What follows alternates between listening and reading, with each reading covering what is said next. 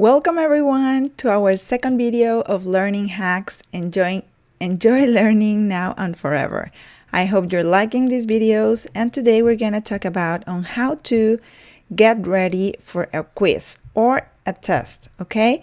I know sometimes getting ready for a quiz may seem a little weird, so we're going to work on that, and I'm going to give you some hacks, some tips on how to get ready for a quiz or a test, okay?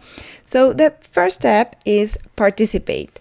Maybe the best way to get ready for a test or for a quiz is participate actively during class.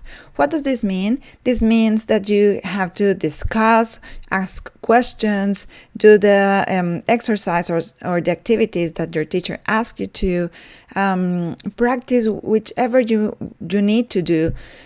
Take notes, of course, so that way when you are in class before a quiz or before a test, you're gonna get all the content and all the concepts. If you go to a class and you're sleepy and you don't get, for example, the instructions or the formula, or you don't know how to solve a problem, and you don't ask and don't understand while the class is happening, it's gonna be really difficult for you to get ready for the quiz. So the first step begins even before the quiz, and it's happening during class time. So either you are in virtual learning or in-person learning, you need to participate actively during the class. Do the activities, engage, discuss, and most of all, ask questions. Don't leave yourself confused. You have to ask questions about everything.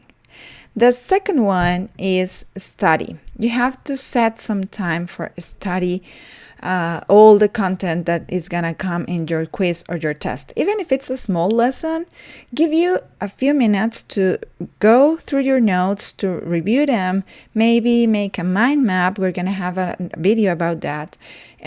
Look for unknown words in the dictionary, for example, or in a glossary.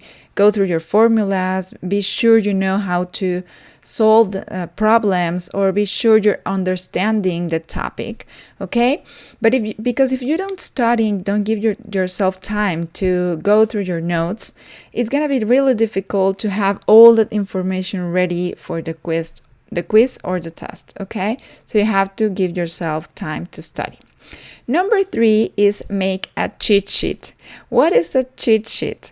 A cheat sheet, it's not made for cheating during the exam, but it's a small exercise that can help you putting in one place the most important concepts or words, your formulas, your history dates, for example, the steps to solve a problem.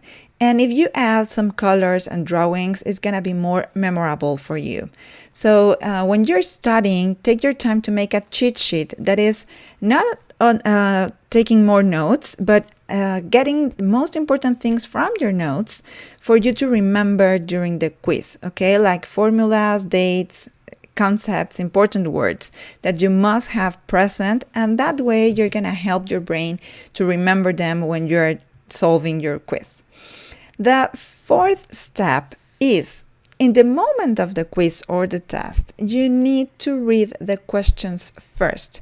If you start a quiz and you go through the answers right away, it's going to be really difficult because your brain doesn't have all the information it needs to solve those questions. So instead of going straight to answering, please take your time first to read and go through all of the questions first. That way your brain already knows what you are supposed to answer, and it starts working to connect concepts and learning that you already had in class. So another important thing is that you check instructions, that you read them, and that you're sure that you're understanding what you're supposed to do. Sometimes instructions are complex and they have more than 2 or 3 steps, like they say, like read this paragraph to number 1, for example, number 2 underline these words, number 3 fill in the blanks, and number 4 write a sentence of your own, for example. So if you understand that you're supposed to do 4 things during that question, it's a better way for you to go over your exam, and that way you're gonna make less mistakes. We don't want you to make more mistakes. You're gonna make less mistakes. So Remember to read all the questions first, check that you understand instructions, and if you don't understand something, please ask your teacher or the person who is available before trying to solve the quiz. That way, when you get ready for the quiz, or if you read instructions and the questions and you notice that you don't know the answers, don't start answering. Go again to your notes, read them again, be sure that you're already set up for the quiz, and then go back to the quiz and take it, okay? Number 5 is take your time. Most of the quizzes or tests don't have a timer. You don't have to run against the clock. So take your time to answer it, think your answers correctly, and one recommendation would be answer the easy questions first. On the step before, you already read all the questions and the instructions, and I'm sure that you're going to be able to solve ones right in that moment, okay? So go through that questions that you already know, and then when you finish, go to the most difficult ones, and when you finish, after submitting your test or giving to your teacher, check your answers. Check that you have answer each and every question, because sometimes we tend to leave one with no answer. Check that you did everything that you were supposed to do. Even if you don't know the answer, try to answer it. Sometimes it's better to write something that you're not sure about, but write instead of leaving the question in blank, okay? And last and most important, celebrate your mistakes. If you got a note that is not the one that you expected, instead of feeling bad, review your answers and try to learn from your mistakes. Go through those questions that you didn't get right and try again. If you do that, you're going to be able to learn from your mistakes. Remember that you are in a learning process, and if you make a mistake, it's not the end of the world.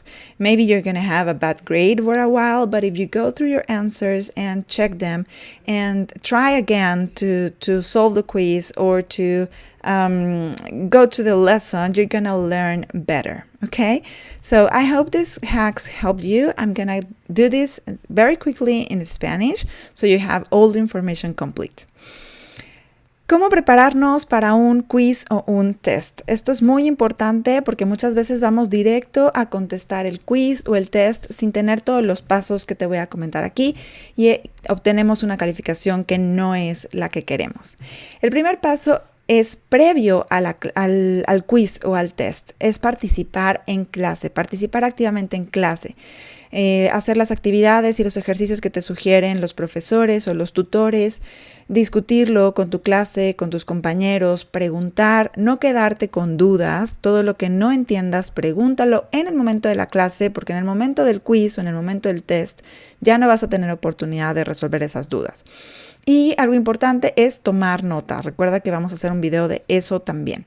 Tomar notas, participar activamente en clase. De esta manera le ayudas a tu cerebro a entender el tema desde el principio y así al momento de contestar el quiz no va a tener que hacer un esfuerzo doble.